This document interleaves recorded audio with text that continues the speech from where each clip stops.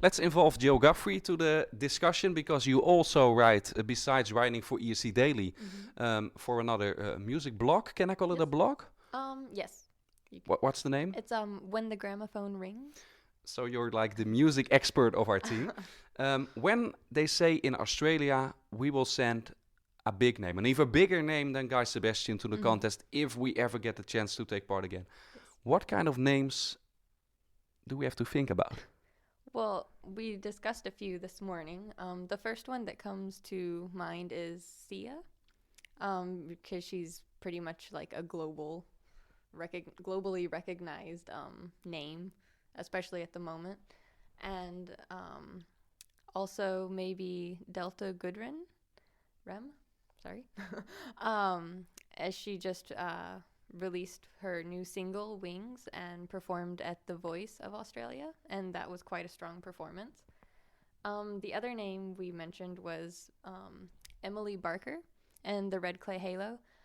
It's more of a singer-songwriter folk kind of genre, but she's also a pretty prominent Australian artist. Yeah, let's talk more about these three names. The last one, a singer-songwriter. We see the Netherlands. They've picked a similar act, and we see more countries doing that, going the singer-songwriter style.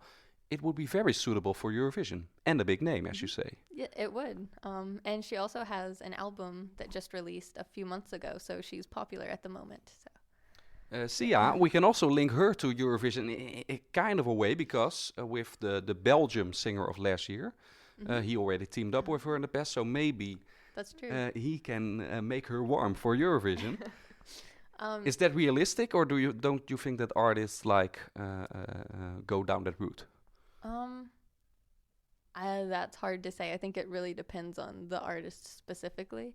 But Sia, since the Belgian entrant this last year did cover her song, I think she did express Chandelier, right? Yes, or was it Chandelier, yes. She did express how she admired the fact that he did that, and then he was going on to Eurovision and kind of promoting it there as well. So she has acknowledged the contest before, so it could be a possibility. She has, like, when she's on stage, a very, how to say it, specific a way of showing herself or not showing herself to the crowd. Yes. First of all, for the people that don't know what the heck I'm talking about, explain how she always performs. And second of all, is that something that could work in her favor or not at Eurovision? Well, I think it's an artistic choice. She never shows her eyes when she performs, so she's always either with her back to the crowd or she has something to shade her face. It could be either like a unique aspect of her performance that could draw people in, but also, as you said, if you don't know what we're talking about, it's kind of an odd thing just to like tune in and see, and it's like, okay. But this is like her trademark. She always did it right from the beginning of her career. Yes, I think so. Then we have one last name that you mentioned, perhaps the biggest name over the last couple of years, because she's already in the music scene longer than the other two artists, maybe. Delta Goodrem.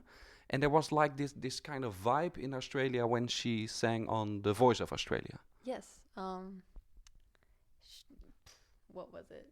Wings is the song. Yes. Yeah, people were talking about that like all over social media and stuff. The song was exactly 3 minutes. The performance was very well thought through. You could see the way she performed it on that small stage was almost like it was already on a Eurovision stage. And that feeling did not just occur to me, but to a lot of people all over social media and all that stuff. And a lot of Australians were talking about this.